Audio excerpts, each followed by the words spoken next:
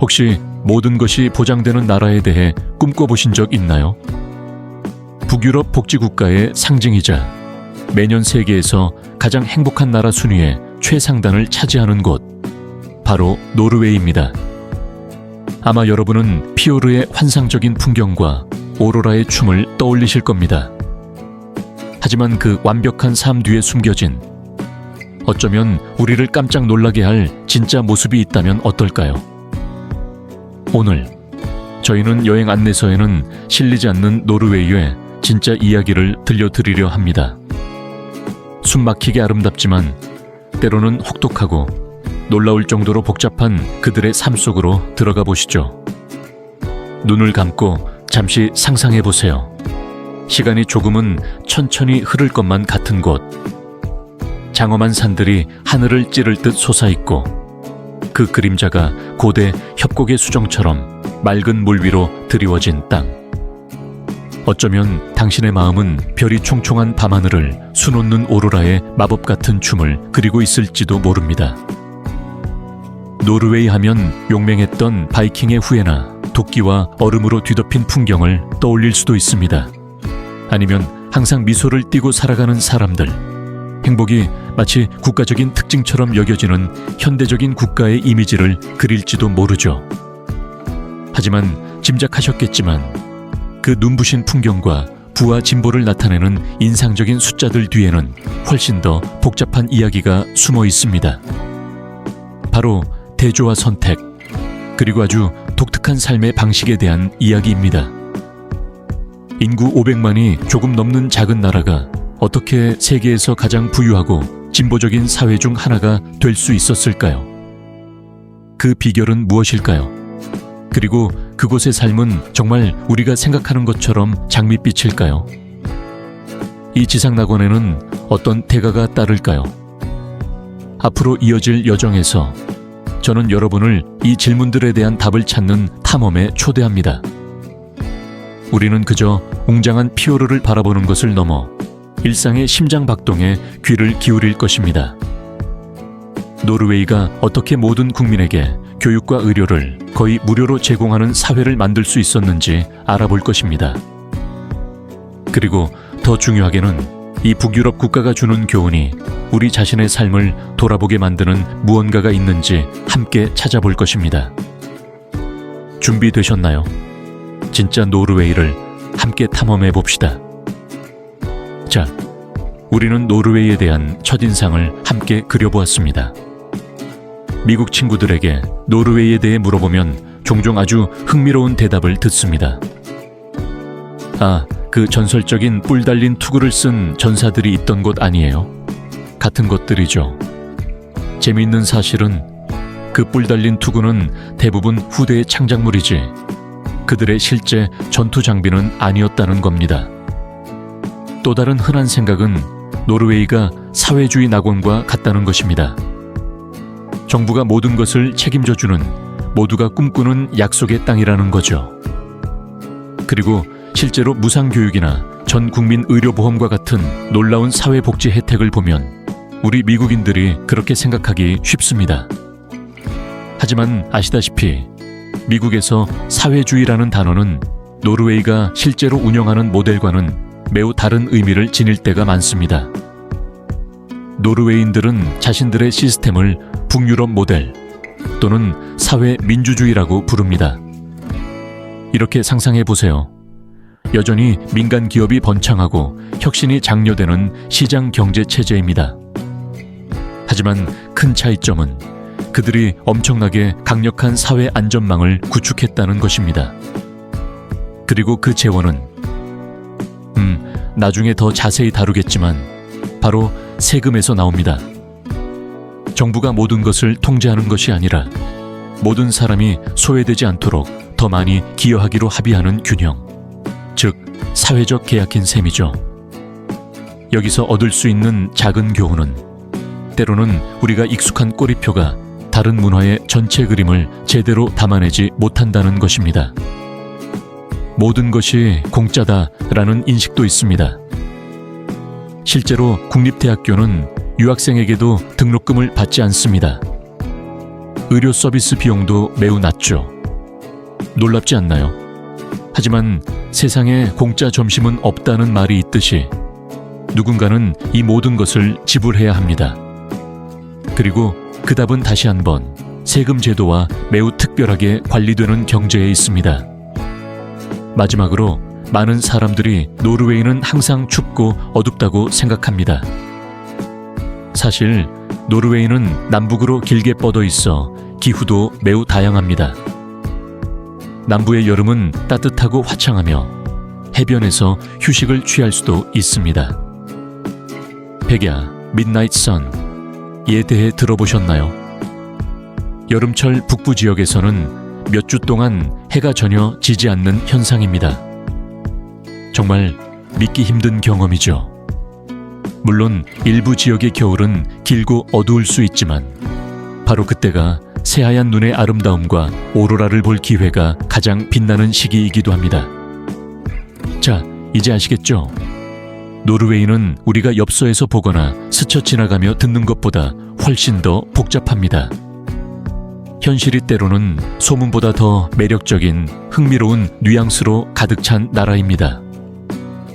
오늘 우리의 목표는 무언가를 미워하거나 비판하는 것이 아닙니다. 열린 마음과 호기심을 가지고 함께 탐험하는 것입니다. 물론 장엄한 자연의 아름다움을 감상하겠지만 더 중요하게는 이 나라의 영혼, 즉 사람들이 어떻게 삶을 꾸려나가는지, 그들의 기쁨과 도전, 그리고 사랑스러운 기이함까지 이해하려고 노력할 것입니다. 그리고 이 여정을 제대로 시작하기 위해 노르웨이를 전 세계에 알린 바로 그곳, 자연 속으로 뛰어드는 것보다 더 좋은 출발점은 없습니다. 수천 장의 사진을 보셨을지 모르지만 장담컨대 노르웨이의 자연을 직접 오감으로 경험하는 것은 완전히 다른 차원의 일입니다. 그저 감상하기 위한 배경이 아니라 노르웨이 사람들의 삶 그 자체입니다. 그렇다면 주변의 자연이 그토록 웅장하고 때로는 혹독할 때 그들은 어떻게 살아갈까요? 지금 바로 알아보겠습니다. 세상에는 사진 한 장만 봐도 스스로가 얼마나 작은 존재인지 느끼게 하고 경외심을 불러일으키는 곳들이 있습니다. 노르웨이가 바로 그런 곳이죠. 사람들은 종종 노르웨이를 자연이라는 드라마의 여왕이라고 부르는데 그 별명은 정말 잘 어울립니다. 깊게 파고든 만, 즉 노르웨이 사람들이 피오르라고 부르는 것에 대해 이야기해 봅시다. 이것은 단순히 육지 안으로 들어온 바다가 아닙니다. 그랜드 캐니언을 상상하되 메마른 바위 대신 푸른 이끼로 뒤덮인 거대한 절벽이 에메랄드빛의 맑은 물속으로 곧장 곤두박질치는 모습을 그려보세요. 이 걸작들은 수백만 년 전 거대한 빙하가 땅을 깎아내며 만들어졌습니다. 그리고 오늘날 이곳은 유네스코 세계문화유산이자 한 국가의 자부심입니다. 예이랑게르 피오르, 네르 피오르, 이름은 낯설지 몰라도 그 아름다움은 정말 언어를 초월합니다. 그리고 노르웨이의 해안선도 빼놓을 수 없죠. 모든 굴곡과 크고 작은 섬들을 쭉 편다면 믿을 수 없을 정도로 긴 해안선이 될 겁니다. 미국 해안선보다도 길죠. 이는 수많은 평화로운 어촌 마을과 탐험을 기다리는 원시적인 섬들, 그리고 광활한 바다에 몸을 담글 기회가 무궁무진하다는 뜻입니다. 하지만 정말 인상적인 것은 노르웨이 자연의 규모나 아름다움뿐만 아니라 노르웨이 사람들이 그 자연과 함께 살아가는 방식입니다. 그들에게는 프리루프트 슬리브, 에프릴럽 슬리브라는 아주 특별한 개념이 있습니다. 우리가 흔히 생각하는 야외 활동과는 다릅니다. 그것은 삶의 철학이자 문화에 깊이 뿌리내린 열정입니다. 자유로운 공기 속의 삶이라는 뜻인데 노르웨이 사람들은 이를 진지하게 실천합니다. 여기 유치원 아이들은 비가 오나 눈이 오나 바람이 부나 대부분의 시간을 밖에서 뛰어놀며 보냅니다. 아주 어릴 때부터 자연을 존중하고 사랑하는 법을 배우는 거죠.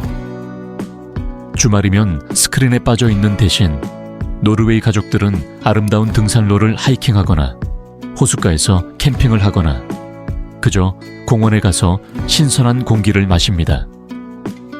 크로스컨트리 스키는 단순한 스포츠가 아니라 많은 지역에서 겨울철 이동수단에 가깝습니다.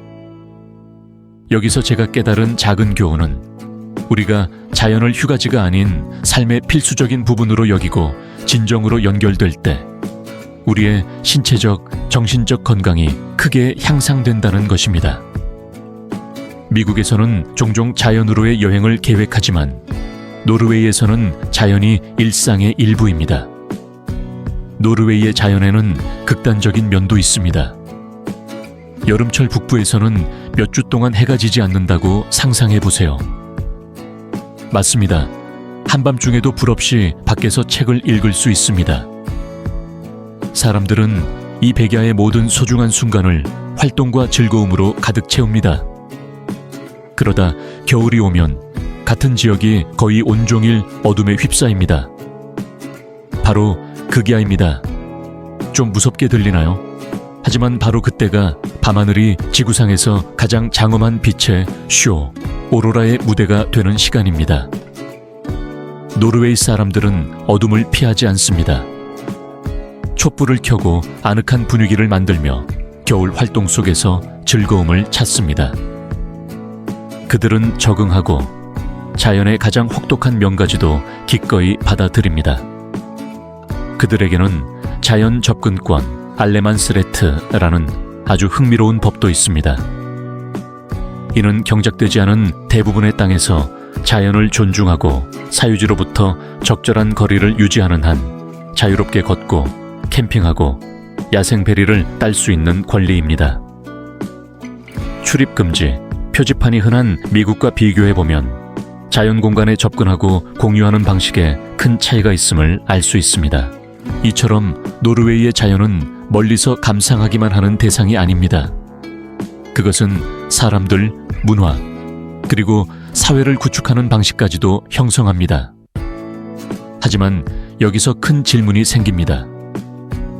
이토록 웅장하고 때로는 혹독한 자연을 가진 나라가 어떻게 우리 미국인 다수가 꿈꾸기만 하는 복지 혜택을 갖춘 세계에서 가장 살기 좋은 곳 중 하나로 사회를 건설할 수 있었을까요? 그것이 바로 우리가 다음에 탐구할 노르웨이의 꿈입니다. 과연 사회복지와 워라벨의 천국은 실제로 존재할까요? 우리는 노르웨이의 장엄한 자연과 그것이 사람들의 삶에 어떻게 녹아드는지에 감탄했습니다. 하지만 아시다시피 노르웨이를 세계적으로 특별하게 만드는 것, 그리고 아마도 우리 미국인들의 호기심을 가장 자극하는 것은 그들이 사회를 구축한 방식에 있습니다. 무상대학 교육, 전 국민 의료보험, 몇 달간의 유급 육아휴직, 꿈처럼 들리나요? 우리 중 많은 이들이 갈망하는 노르웨이의 꿈이죠. 그렇다면 그들은 어떻게 해냈을까요? 그리고 이 놀라운 혜택들 뒤에 숨겨진 진짜 이야기는 무엇일까요? 교육부터 시작해 봅시다. 노르웨이의 국립대학교는 등록금이 없습니다. 네, 제대로 들으셨습니다. 노르웨이인이든 미국에서 온 유학생이든 졸업 후 따라다니는 막대한 학자금 대출 걱정 없이 학위를 취득할 수 있습니다. 재정적 부담이 지식과 꿈을 추구하는데 장벽이 되지 않는 사회를 상상해 보세요.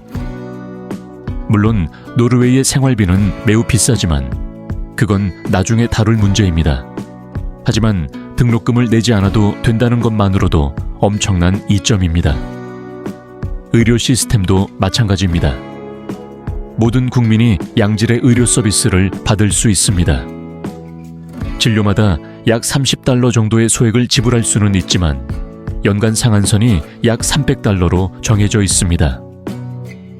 그 금액을 초과하면 처방약을 포함한 모든 필수 의료 서비스가 그 해에는 완전히 무료입니다.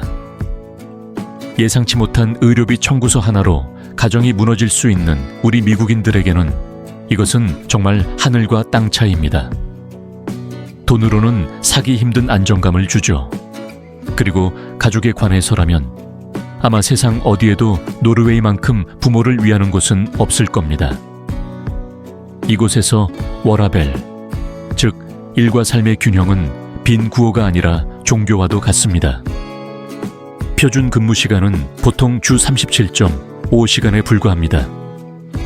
그리고 오후 4시가 되면 사무실은 텅 비게 되죠. 노르웨이 사람들은 가족과 자신을 위해, 그리고 우리가 이야기했던 그 야외 활동을 위해 보내는 시간을 매우 소중히 여깁니다. 아이가 태어나면 부모 모두에게 매우 관대한 육아휴직 제도가 주어집니다. 총 49주 동안 100% 급여를 받거나 59주 동안 80%의 급여를 받을 수 있습니다. 그리고 특별한 점은 이 휴가의 일부가 아빠에게 의무적으로 할당된다는 것입니다. 이는 성평등을 촉진할 뿐만 아니라 아빠들이 아주 어릴 때부터 자녀와 깊은 유대감을 형성하도록 돕습니다. 여기서 얻을 수 있는 작은 교훈은 한 사회가 진정으로 사람과 가족에게 투자할 때 그 혜택은 개인의 행복뿐만 아니라 전체 공동체의 지속 가능한 발전으로 이어진다는 것입니다. 스트레스가 덜하고 더 연결된 사회가 되는 거죠. 하지만 노르웨이 사회를 이해하려면 다소 독특하고 때로는 논란의 여지가 있는 문화적 개념에 대해 이야기해야 합니다. 바로 얀테의 법칙 잔텔로벤입니다. 이는 자신을 특별하게 생각하거나 자랑하거나 남보다 낫다고 여기지 말아야 한다는 것을 강조하는 불문율입니다. 네가 뭐라도 되는 줄 알지 마라는 말이 그 핵심을 잘 요약합니다. 개인의 성취와 두각을 나타내는 것을 중요시하는 문화에서 자란 많은 미국인들에게 얀테의 법칙은 매우 답답하고 심지어 부정적으로 들릴 수 있습니다. 그리고 실제로 지나친 개인적 야망을 억누르는 단점이 있을 수도 있습니다. 하지만 다른 한편으로는 강력한 공동체 의식과 겸손을 기르고 불필요한 질투나 과실을 줄여줍니다. 모든 사람이 존중받는다고 느끼는 더 평등한 사회를 만드는 데 기여하는 셈이죠. 그리고 노르웨이 사람들이 아주 좋아하는 코스코스라는 개념도 있습니다. 덴마크의 휘게, 히게와 비슷하죠. 코스는 아늑함, 만족감, 그리고 사랑하는 사람들과 함께하는 소박하고 작은 순간들을 즐기는 것을 의미합니다. 따뜻한 벽난로 옆에 모여 앉거나 평화로운 카페에서 따뜻한 커피 한 잔을 마시거나 그저 좋은 책을 읽는 것, 바로 그것이 코스입니다. 그렇다면 이 모든 멋진 것들, 무상교육, 전 국민 의료보험, 긴 육아휴직, 평등하고 아늑한 사회, 이 모든 것은 어디서 오는 걸까요? 분명 하늘에서 뚝 떨어진 것은 아닐 겁니다. 그리고 바로 여기서 우리는 이 낙원의 대가에 대해 이야기해야 합니다. 이렇게 관대한 복지 시스템을 유지하기 위해 노르웨이 사람들은 가장 큰 부담 중 하나인 세금을 감당해야 합니다. 그리고 세금뿐만이 아닙니다. 이곳의 일상적인 생활비 또한 당신을 깜짝 놀라게 할 수 있습니다. 이 안정감과 사회적 혜택을 위해 소득의 상당 부분을 기꺼이 내놓을 수 있으신가요? 그리고 이 바이킹의 땅에서 사는 것은 실제로 얼마나 비쌀까요? 다음 파트에서 알아보겠습니다. 우리는 노르웨이의 부러운 사회 복지 시스템에 감탄했습니다. 하지만 아시다시피 인생에는 항상 법칙이 있고 세상에 공짜 점심은 없다는 그중 하나입니다. 자, 이제 모두가 알지만 애써 피하는 이야기, 즉 노르웨이를 방문하거나 살 계획이 있는 사람이라면 누구나 직면해야 할 생활비에 대해 이야기해 봅시다. 뉴욕이나 샌프란시스코가 비싸다고 생각하신다면 노르웨이는 당신의 지갑을 울게 만들지도 모릅니다. 상상해 보세요. 스타벅스에서 보통 $5 정도에 마시는 간단한 커피 한 잔이 노르웨이에서는 쉽게 $7, $8, 심지어 그 이상이 될 수 있습니다. 바에서 맥주 한 잔은요, $10에서 $15 정도는 각오해야 합니다. 평범한 식당에서 저녁을 먹고 싶으신가요? 간단한 식사도 1인당 30, 40, 심지어 $50가 훌쩍 넘는 것이 보통입니다. 식료품 쇼핑도 마찬가지입니다. 특히 신선한 과일이나 제철이 아닌 채소 같은 수입품은 미국보다 2~3배 비쌀 수 있습니다. 심지어 휘발유도 세계에서 가장 비싼 편에 속합니다. 여기서 얻을 수 있는 작은 교훈은 돈의 가치는 장소에 따라 정말 다르다는 것입니다. 우리가 집에서 당연하게 여기는 소비가 다른 나라에서는 사치가 될 수 있습니다. 주거비 또한 상당한 지출 항목입니다. 물론 노르웨이의 집들은 보통 품질이 좋고 넓으며 디자인이 아름답고 자연과 가깝습니다. 하지만 그런 곳을 소유하거나 임대하려면 특히 오슬로나 베르겐 같은 대도시에서는 상당한 금액을 지불해야 합니다. 오슬로 중심가에 있는 방 한 칸짜리 아파트의 월세는 $1,500에서 $2,000 혹은 그 이상이 될 수 있습니다. 이쯤 되면 궁금하실 겁니다. 그럼 노르웨이 사람들은 어떻게 그렇게 비싼 생활비를 감당하며 살지? 바로 여기서 우리는 노르웨이 경제의 큰 그림을 봐야 합니다. 노르웨이가 1인당 GDP 기준으로 세계에서 가장 부유한 나라 중 하나라는 사실을 알고 계셨나요? 그리고 이 부의 대부분은 1960년대 북해에서 예상치 못하게 발견된 검은 황금, 즉 석유에서 나옵니다. 이 발견은 노르웨이의 경제를 소박한 어업 국가에서 에너지 강대국으로 완전히 바꿔 놓았습니다. 하지만 주목할 점은 노르웨이인들이 이 하늘이 내린 자산을 낭비하지 않았다는 것입니다. 그들은 아주 현명한 일을 했습니다. 바로 국부펀드, 흔히 석유기금이라고 불리는 거대한 기금을 설립한 것이죠. 이것은 1조 5천억 달러가 넘는 세계 최대의 국부펀드입니다. 석유로 번 돈을 다 써버리는 대신 그들은 미래 세대를 위해 투자하고 저축합니다. 정말 칭찬할 만한 해안 아닌가요? 그리고 노르웨이는 석유에만 의존하지 않습니다.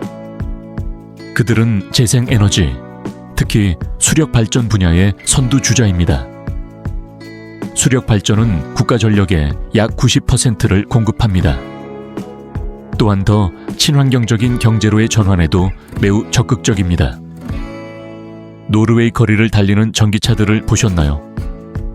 정부의 매우 매력적인 인센티브 덕분에 이곳에서 판매되는 신차의 약 80%가 전기차입니다. 다시 질문으로 돌아가서 노르웨이 사람들은 어떻게 높은 생활비를 감당할까요? 답은 임금에 있습니다. 노르웨이의 평균 급여는 상당히 높아서 연간 약 $70,000에 달하며 많은 직업은 그 이상을 법니다. 그리고 물론 세금 제도가 있죠. 개인소득세는 38% 이상이 될 수 있으며 부가가치세 VAT도 매우 높아 대부분의 상품에 25%가 부과됩니다. 내 높은 세금은 노르웨이의 사회적 계약에서 빼놓을 수 없는 부분입니다. 사람들은 우리가 이야기했던 양질의 공공서비스와 강력한 사회 안전망을 얻는 대가로 소득의 상당 부분을 기꺼이 내놓습니다. 그래서 노르웨이에서의 생활은 비쌉니다. 그것은 사실입니다. 미국 여러 지역처럼 생활비가 저렴한 곳에서 온 이들에게는 처음에 가격 충격이 꽤 클 수 있습니다. 하지만 점차 많은 사람들이 노르웨이 사람들의 습관을 배우며 적응합니다. 집에서 더 자주 요리하고 도시락을 싸는 문화가 매우 흔합니다. 멋진 무료 야외 활동을 즐기며 사치스러운 소비를 좇기보다는 가진 것에 감사하는 법을 배우는 거죠. 결국 숨 막힐 듯한 자연의 아름다움에 둘러싸여 있는데 값비싼 오락이 뭐 그리 필요하겠어요. 하지만 이러한 부와 복지가 쉽게 적응할 수 있는 문화와 함께할까요? 특정한 문화적 차이를 가진 미국인이 어떻게 노르웨이 사회에 진정으로 연결되고 자신의 자리를 찾을 수 있을까요? 그것이 바로 우리가 다음 파트에서 탐구할 이야기입니다. 우리는 노르웨이의 사회적 예절과 소통 방식에 암호를 풀어보려고 합니다. 우리는 노르웨이의 장엄한 자연, 감탄할 만한 복지 시스템, 그리고 꽤 비싼 생활비를 거쳐왔습니다. 하지만 아시다시피 한 나라를 진정으로 이해하기 위해서는 풍경이나 경제 지표만 보는 것이 아닙니다. 우리는 그 심장, 즉 사람과 문화를 만져봐야 합니다. 당신이 노르웨이에 살거나 일하기로 결정한 미국인이라고 가정해 봅시다. 비싼 물가에 대해서는 마음의 준비를 마쳤습니다. 하지만 어떻게 노르웨이 사람들과 진정으로 연결될 수 있을까요? 때로는 우리와 매우 달라 보이는 사회적 행동의 암호를 어떻게 풀 수 있을까요? 이것이 아마 가장 흥미로운 도전 중 하나일 것입니다. 먼저 노르웨이 사람들의 성격에 대해 이야기해 봅시다. 그들은 종종 처음 만났을 때 꽤 내성적이고 사적인 것을 중시하며 다소 거리를 두는 사람으로 묘사됩니다. 이는 개방적이고 처음 만난 사람과도 가벼운 대화를 나누는데 익숙한 일부 미국인들을 조금 당황하게 만들 수 있습니다. 심지어 노르웨이 사람들이 불친절하다고 생각하게 할 수도 있죠. 하지만 여기서 중요한 교훈은 내성적인 태도를 불친절과 혼동해서는 안 된다는 것입니다. 노르웨이 사람들은 신체적으로나 정신적으로나 개인적인 공간을 매우 중요하게 여깁니다. 그들이 당신을 열렬히 환영하거나 너무 빨리 사적인 질문을 하지는 않을지 모르지만 일단 신뢰와 관계가 형성되면 그들은 믿을 수 없을 정도로 진실하고 신뢰할 수 있는 친구가 됩니다. 그들은 또한 소통에 있어서 매우 직접적이고 솔직합니다. 보통 본론으로 바로 들어가고 말을 돌리지 않죠. 이는 좀 더 간접적인 소통 방식에 익숙한 사람들에게는 때때로 약간 충격적일 수 있지만 사실 이는 정직과 효율성을 중시하는 문화적 특성입니다. 언어에 관해서는 노르웨이어가 공식 언어이며 두 가지 서면 형태가 있습니다. 미국인들에게 좋은 소식은 대부분의 노르웨이 사람들, 특히 젊은 세대와 서비스업 종사자들이 영어를 매우 유창하게 구사한다는 것입니다. 대도시에서는 영어만 사용해도 충분히 생활하고 일할 수 있습니다. 하지만 만약 당신이 정말로 더 깊이 통합되고 문화의 미묘한 뉘앙스를 이해하고 노르웨이 사람들이 당신에게 진심으로 마음을 열기를 원한다면 노르웨이어를 배우는 것은 매우 중요합니다. 이것은 단지 새로운 언어를 배우는 것이 아니라 존중을 표하고 공동체의 일원이 되고자 하는 의지를 보여주는 행동입니다. 앞서 우리는 겸손과 평등에 대한 불문율인 얀테의 법칙에 대해 언급했습니다. 이것은 직장 문화에도 영향을 미칩니다.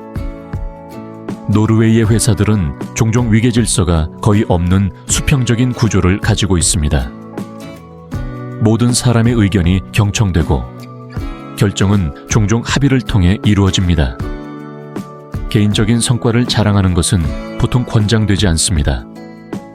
대신 팀에 대한 협력과 기여가 더 가치 있게 여겨집니다. 자신을 홍보하고 두각을 나타내기 위해 경쟁하는 데 익숙한 미국인에게는 이것이 상당한 적응을 필요로 할 수 있습니다. 그리고 물론 노르웨이 문화의 기이함, 즉 사랑스러운 별난 점들을 잊을 수 없습니다. 노르웨이 사람들이 그들의 오두막에 중독되어 있다는 사실을 아셨나요? 이것들은 종종 자연 속에 자리 잡은 작고 소박한 목조 주택으로 때로는 정이나 수도, 시설이 없기도 합니다.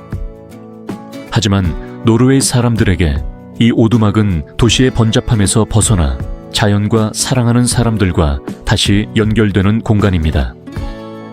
그리고 음식도 있죠. 세계적으로 유명한 연어 외에도 달콤한 캐러멜 맛이 나는 갈색 치즈와 같은 매우 독특한 요리가 있습니다.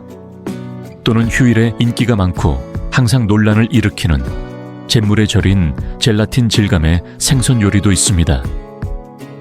이런 음식들을 맛보는 것 또한 현지 문화를 경험하는 한 방법입니다. 그렇다면 외국인, 특히 미국인들이 노르웨이 사회에 적응하려 할 때 흔히 저지르는 실수는 무엇일까요? 아마도 처음부터 너무 시끄럽거나 너무 친밀하게 굴거나 너무 사적인 질문을 하는 것일 겁니다. 또는 그 겸손의 코드를 이해하지 못하거나 심지어 무시하고 너무 두드러지거나 과시하려고 하는 것일 수도 있습니다. 그리고 때로는 기본적인 노르웨이어 몇 마디를 배우려는 노력 없이 주변 모든 사람이 영어로 말해주기를 기대하는 것입니다. 통합에 대한 가장 큰 교훈은 아마도 인내심, 관찰, 그리고 차이에 대한 존중일 것입니다. 배우려는 마음을 열고 지역사회 활동, 스포츠 클럽 또는 취미 활동에 참여하세요. 그것이 현지인들을 만나고 점차 의미 있는 관계를 구축하는 가장 좋은 방법입니다. 우리는 노르웨이의 장엄한 자연, 복지사회, 비싼 경제, 그리고 문화적 특성과 통합의 도전 과제까지 많은 측면을 다루었습니다. 마지막 질문은 이것입니다. 노르웨이는 정말로 세계에서 가장 살기 좋은 곳일까요? 노르웨이의 꿈은 모두를 위한 것일까요? 그것이 바로 우리가 이 여정의 마지막 부분에서 숙고하고 판결을 내리려는 것입니다. 이렇게 우리의 노르웨이 탐험 여정도 막바지에 이르렀습니다. 우리는 노르웨이라는 책의 페이지를 함께 넘겨보았습니다. 미국인들의 첫인상부터 숨막히는 자연의 아름다움, 북유럽식 복지사회의 장단점, 그리고 마지막으로 독특한 문화적 측면과 적응의 어려움까지 말이죠. 정말 흥미로운 여정이었죠. 자, 이제 많은 분들이 궁금해리 하실 가장 큰 질문. 노르웨이는 정말로 가장 멋진 살기 좋은 곳일까요? 노르웨이의 꿈은 모두를 위한 천국일까요? 사실 정답은 없습니다. 노르웨이는 세계의 다른 어떤 나라와 마찬가지로 장점과 불완전한 점을 모두 가지고 있습니다. 노르웨이가 제공하는 멋진 점들을 부인할 수는 없습니다.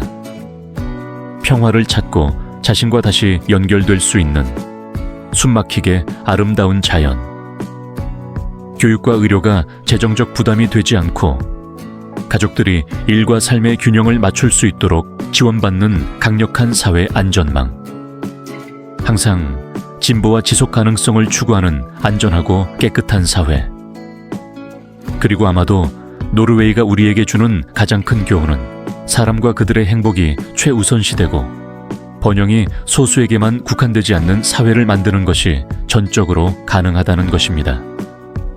하지만 우리가 보았듯이 지불해야 할 대가도 있습니다.